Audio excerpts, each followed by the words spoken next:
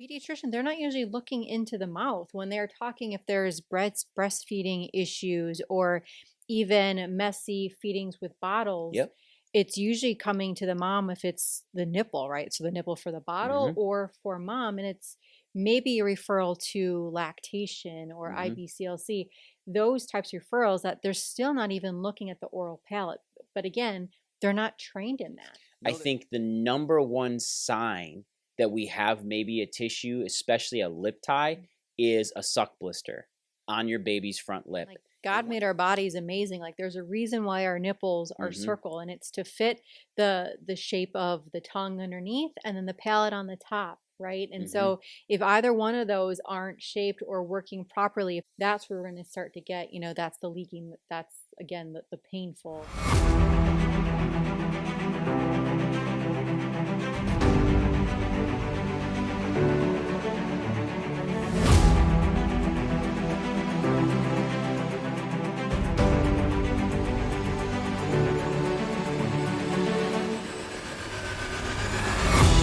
Hey everybody, welcome back to the podcast. I'm your host, Dr. Skip Wyss, and I am here as always with my beautifully radiant wife, Dr. Julie Wyss. Dr. Julie, how are you today? I am great. Yeah, it's a wonderful Tuesday. We are rolling through this week. It's been fantastic. Hey, let's touch on a topic today, Dr. Julie, that a lot of moms and dads deal with, especially with newborns. Let's talk about lips and tongues. Let's talk, and we're not talking about making hot dogs. We are talking about lip and tongue ties with children. How do you feel about that?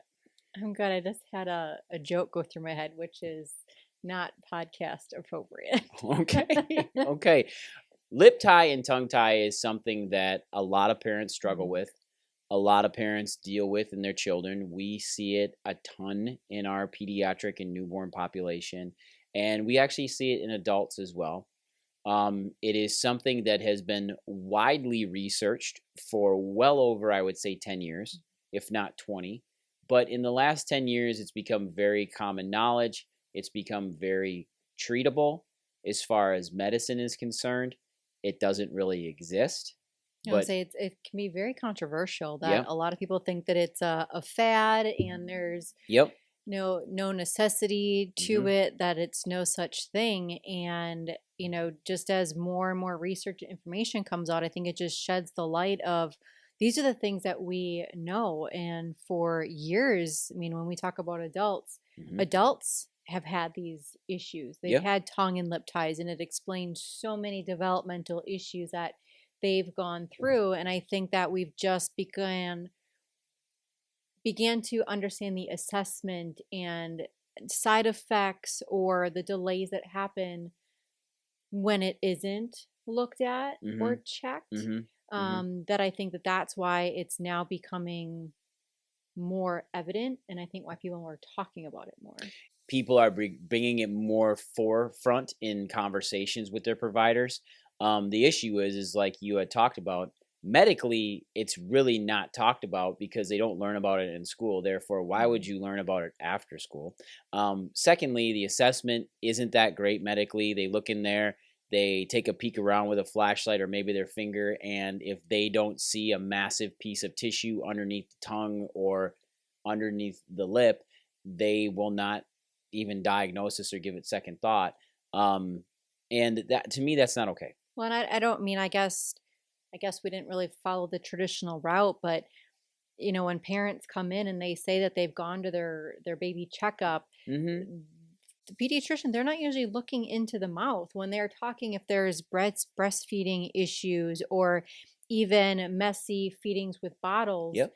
It's usually coming to the mom if it's the nipple, right? So the nipple for the bottle Mm-hmm. or for mom, and it's maybe a referral to lactation or Mm-hmm. IBCLC, those types of referrals that they're still not even looking at the oral palate.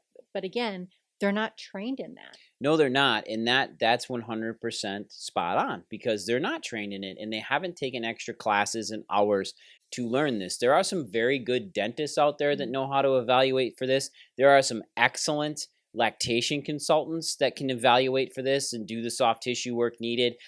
There are different remedies to help with tongue tie and lip tie and different buccal ties in the mouth. But where we come at this from a chiropractic perspective is that we've been helping kids with latch for over 16 years. In the last 10 years, we have become very apt to understand the analysis that it takes to look at the mouth and the oral makeup of a baby, and then know, can we do soft tissue work? Does there need to be palate work? Does it all work together? Do we have to refer out for possibly laser resection?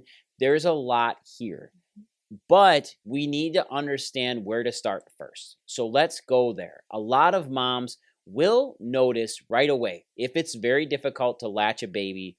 There's a good chance there's an underlying limitation of tissues. And there's a good chance that we have a latch issue going on because of the tongue or the lip possibly being tied. That's where moms are first going to notice this, is that the latch can be very, very painful.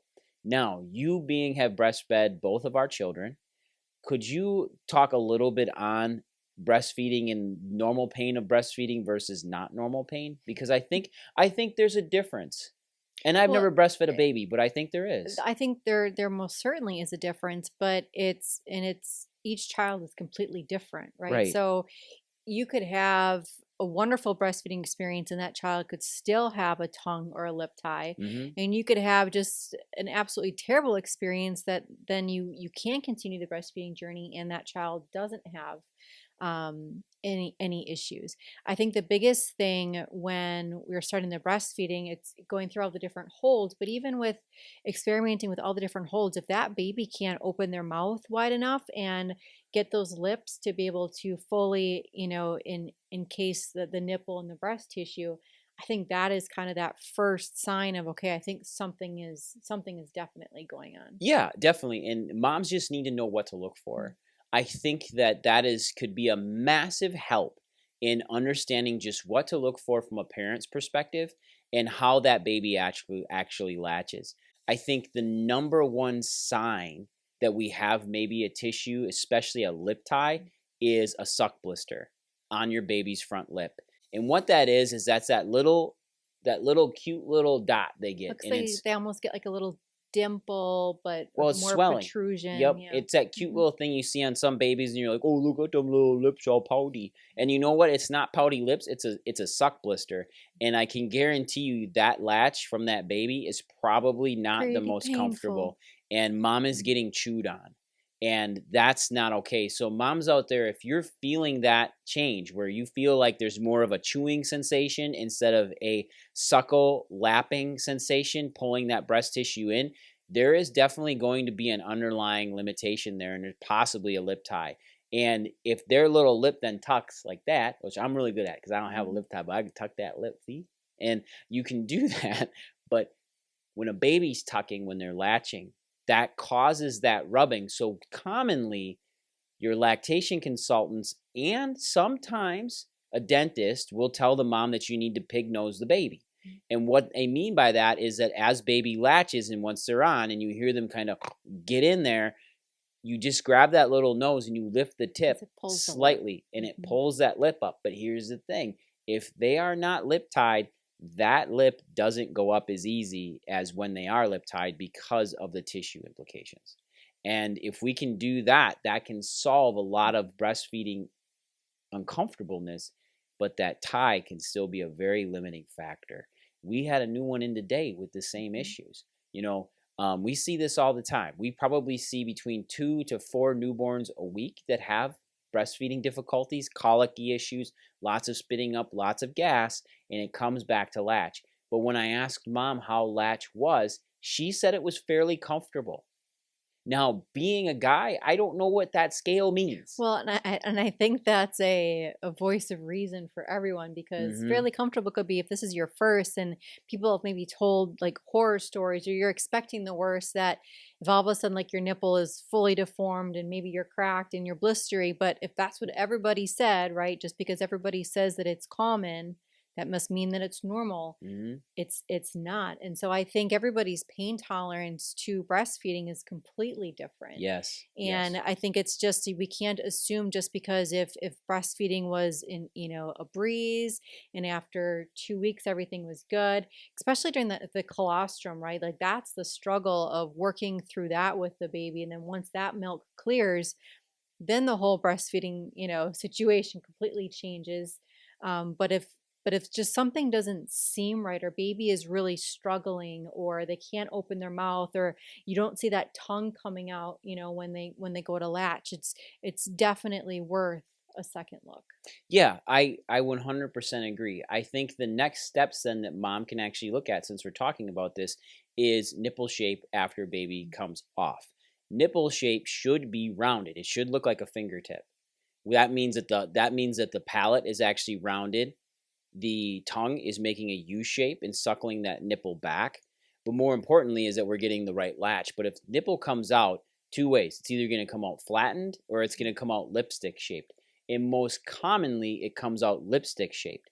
If it comes out flattened, we have a flat palate. That baby is sucking air in one side, pushing milk out the other side. And mamas, you're really working hard for this breast milk. We don't want to waste that liquid gold. That stuff is I absolutely was going to say, amazing. and like God made our bodies amazing. Like there's a reason why our nipples are Hmm. circle, and it's to fit the shape of the tongue underneath and then the palate on the top, right? And Hmm. so if either one of those aren't shaped or working properly, if it's if it's a flat palate, or if that tongue can't actually curl up, that's where we're going to start to get, that's the leaking, that's again the painful side effects. It is. And that nipple shape is a really easy indicator now that we check it. Because my mom today, when she was in, I had spoken to her on the phone during our consult. And I said, "How is your nipple shape?" And I have very good open conversations with our moms because they trust us. And you don't just get that overnight. Like, it's years and years of trust built up in your community. And she said, "I think my nipple comes out normal shaped." And I said, "Define normal shape." And she's like, "I'm not sure. I'll let you know tomorrow." So when she came in today, she was like, "You're right. It came out lipstick shaped. It came out tipped." And I said, "There you go." And what I mean by that is a new lipstick, not one that's been used. So, and that's something you want to stipulate. So it's a new lipstick. And when you see a new lipstick, it has that little delineated small little tip on it. It's the form they use, I think, to when they pour it, but that is that shape. The other one flat will definitely be noticeable. And those are little indicators. Now, the third indicator that we can look at is baby's inability to soothe themselves. That one is very interesting because you, as an adult and as a child, if you could not soothe yourself even now currently and calm yourself down by your tongue just being on your mouth, you probably have a lip or a tongue tie, because natural sitting of your tongue in your mouth should be slightly forward and up against the back of your teeth when you're relaxed. And if you cannot do that now, you couldn't do it when you were a child. And you can ask your mom, "Was I a fussy kid? Did I have problems falling asleep, soothing?" And they'll always say, "Yes, you couldn't self soothe." And that's when moms are trying to do multiple nooks all the time. That's when the baby might be a thumb sucker, but it's that soothe spot. And what it is it's right behind the back of your teeth, your Your front front teeth. teeth. And there are a little sack of cells there. They're nerve cells, and they go back into the brain and help soothe the body. It's that rest and digest, that suckle response. And there's a test for this as an adult that you can do. And this one will open a lot of eyes. So, Dr. Julie, I want you to do this for me. Do you want to do it? Sure. Or okay. So, you need to open your mouth and now try to stick your tongue to the roof of your mouth. Can you do it? Hmm. Yep. Dr. Julie is not tongue tied. Some people would look inside Dr. Julie's mouth and say, "You have a small lingual frenulum, therefore you're tongue tied." No, that is incorrect. The proper motion of that tongue is that it should, as an adult too, be able to sit against the roof of the mouth with your mouth wide open. See? And most people can do that. If you cannot, you have a tongue tie. It's probably posterior. And just because she's got that little bit of tissue underneath her tongue back doesn't mean that she's tied. Her tongue moves perfectly fine for her mouth. And that is something very interesting that we need to look at, because if that child is tongue tied, they will have a change in tongue mechanics. And this is where dentists will come in and say that tongue is white. It can't self clean. The tongue should be able to self clean. And you may or may not have been told by somebody in your family that it's okay for your baby to have a white tongue, that it's just your milk fat, your milk's extra thick. All of that, though, should be able to clean itself off. If it's a thick white thing and you can't scrape it off, that's probably thrush, total different conversation. But if you can scrape it off, that means that baby's tongue is not moving correctly in their mouth. You That's have not to okay. I mean, so like we're just talking like, the assessment and how to find Mhm. it. But Mhm. then we have to realize that if we do go forward and we do decide to, do a release of this, Mhm. this is like a brand new It's a tongue. brand new tongue. So, like, if we want to continue with the breastfeeding journey, or even like later on in life that we decide to, fix this, there is a lot of healing that needs to happen. And that's why the neurology is so important. Of now, the brain has to reteach the tongue all of these new all the new habits, And and pathways. that's Yeah. the eating and the speaking and the Mhm. language centers. And that's why sometimes if it's kind of like, oh, I'm not sure, on the fence of like, I think it's just a fad, the development down the road is just something that we do need to keep in mind of, will this hurt or harm, Mhm. the brain development. Well, we met an amazing dentist down south of us here, about an hour south of Green Bay in Appleton. And Dr. Tavar, which we'll be interviewing here shortly in a couple weeks on our other podcast, What's Up Green Bay, um, she had brought up a very interesting saying, and I've heard it said in chiropractic, but it was fun to hear it from dentistry. And it's millimeters equal miles. And if we restrict motion of the tongue by millimeters, that's miles of change. So if we can take care of that restrictions of the tongue, that's miles of positive change as well. And you know as well as I do, if you go to walk a mile your first time, and it's not going to be easy. After you've been walking miles your whole life, miles are very easy to walk. But those first initial stages are very tough. So when a baby does get their lip or tongue resected, or an adult, it's going to take time to relearn those motor pathways. It's going to take time for your neurology to start reprogramming that tongue and run that program that it's been designed to run with dual innervation the whole time. So those are just some easy things that our parents can pay attention to. And I know our moms and dads are out there listening to this saying, okay, great, Dr. Skip, great, Dr. Julie. Now, what do we do next? Number one, you need to have your child assessed by a pediatrically certified chiropractor certified in children. That is super important, that they understand that we have training to assess the mouth, to assess the palate.